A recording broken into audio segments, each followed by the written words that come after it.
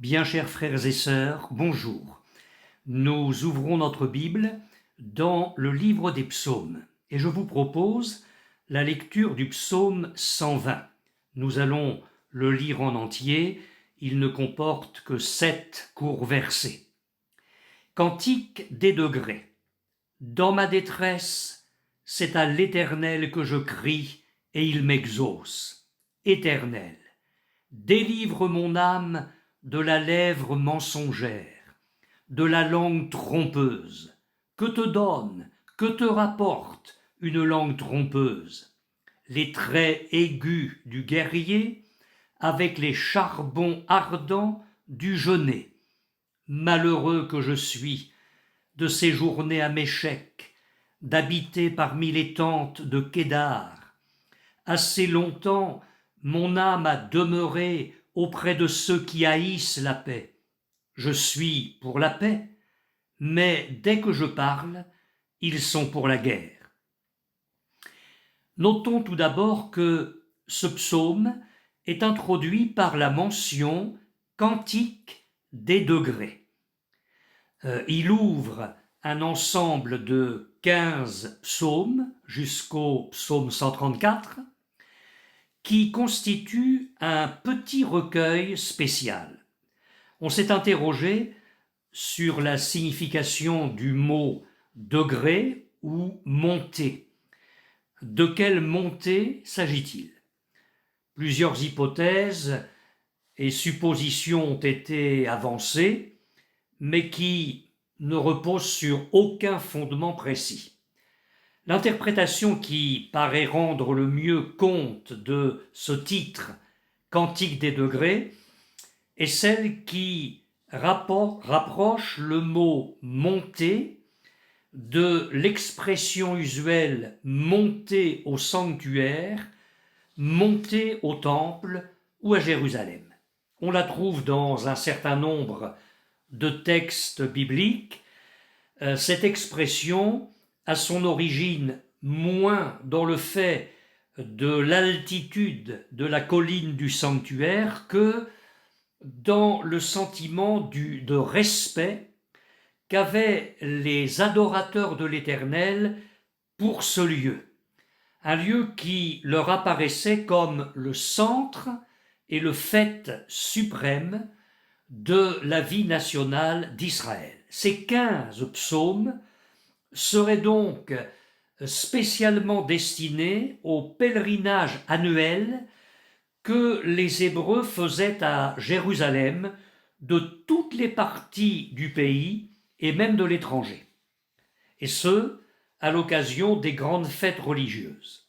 Rappelez-vous le texte d'Ésaïe, chapitre 30, verset 29. « Vous chanterez comme la nuit où l'on célèbre la fête, vous aurez le cœur joyeux comme celui qui monte au son de la flûte pour aller à la montagne de l'Éternel, vers le rocher d'Israël. » À la lumière de ces psaumes, nous imaginons les pèlerins partant des diverses régions et pays, s'avançant vers la ville sainte et la traversant pour monter au temple.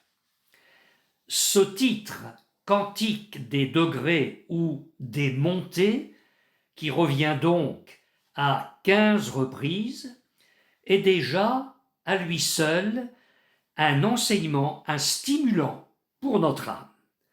Au sein de nos détresses, nous allons d'ailleurs y venir dans quelques instants, face à tous nos besoins personnels et à celui de nos frères et sœurs dans la foi, devant les multiples souffrances, et les souffrances d'ailleurs effroyables de notre monde, montons, mes frères et sœurs, dans la présence de notre Dieu, et là, répandons librement notre cœur devant lui. David dit au psaume 24, « Qui pourra monter à la montagne de l'Éternel? Qui s'élèvera jusqu'à son lieu saint? Celui qui a les mains innocentes et le cœur pur. Il obtiendra la bénédiction de l'Éternel, la miséricorde du Dieu de son salut. Versets 3 à 5. Lorsque Jésus nous enseigne à prier et qu'il déclare « Voici donc comment vous devez prier, notre Père qui es aux cieux », vous connaissez toute la suite, Matthieu chapitre 6, verset 9. Eh bien, Jésus ne nous presse-t-il pas de monter par la foi et au moyen de la prière vers notre Père céleste? Nous sommes sur une terre de misère, et notre Dieu, qui est riche pour tous ceux qui l'invoquent, règne dans les cieux. L'homme de Dieu disait « Quel autre au ciel ai-je que toi? Et sur la terre, je ne prends plaisir qu'en toi. » Psaume 73, verset 25. Considérons attentivement le verset premier du psaume 120. Nous y découvrons, premièrement, la destination de la prière, deuxièmement, la raison de la prière, troisièmement, le recours que constitue la prière en elle-même, et quatrièmement, la récompense de la prière. Donc, en premier lieu, la destination de la prière. Dans le texte original hébreu, le psaume commence ainsi « vers l'Éternel ». La destination de nos prières est notre Dieu tout-puissant. Alors vous me direz, cela, nous le savons depuis longtemps. Tant mieux. Je suis persuadé que lorsque nous prions, nous prenons soin de mettre la bonne adresse sur l'enveloppe de notre foi. Nous ne nous appuyons pas sur les autres, nous ne nous appuyons pas sur nous-mêmes, nos mérites, nos œuvres, la qualité de notre vie spirituelle, les expériences multiples que nous avons pu déjà faire avec le Seigneur. Nous ne comptons pas seulement sur les prières de nos frères en la foi, mais nous montons vers l'Éternel. N'est-ce pas dans les trésors célestes que se trouve tout ce dont nous avons besoin?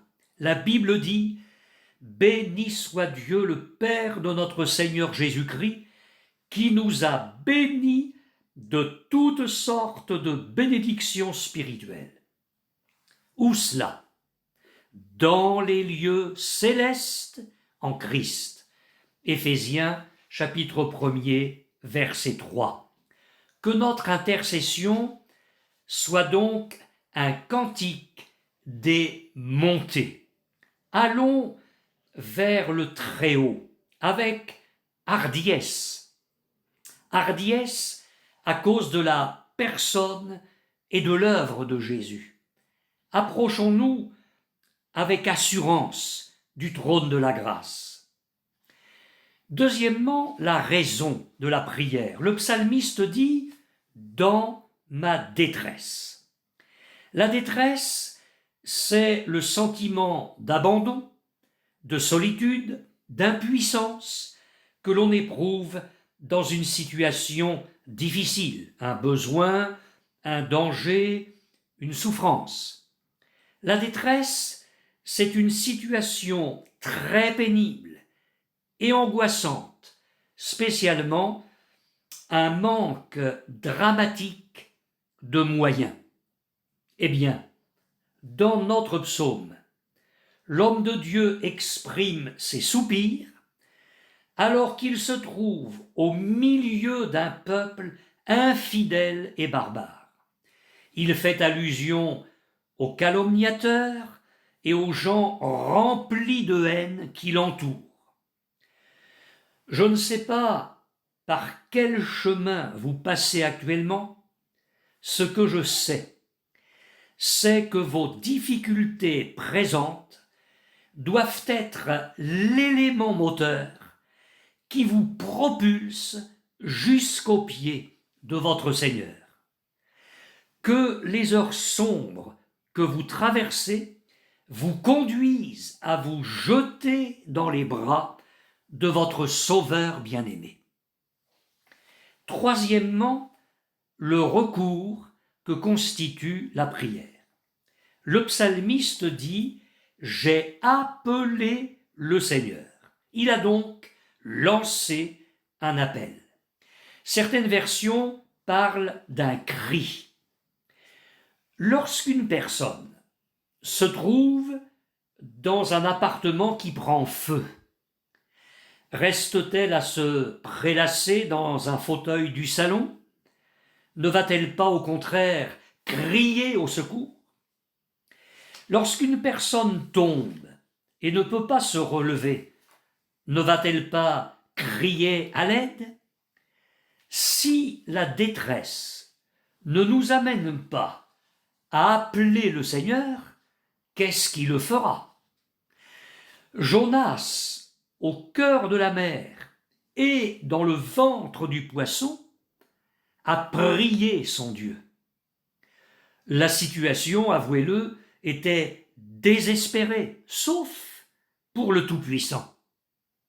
Je ne pense pas que l'on puisse se trouver plus bas que ne l'était le prophète Jonas au moment où il s'est adressé à Dieu. Il dit « Je suis descendu jusqu'aux racines des montagnes » chapitre 2, verset 7. Mais il déclare aussi « Tu m'as fait remonter vivant de la fosse, ma prière est parvenue jusqu'à toi dans ton saint temple. » Chapitre 2, les versets 7 et 8. Dans sa détresse, mes frères et sœurs, Jonas est monté jusqu'à Dieu par la prière de la foi. Eh bien, montez vous aussi, vous qui m'écoutez, montez vers votre Dieu. La prière n'est pas une honte, c'est une arme efficace dans les mains des croyants.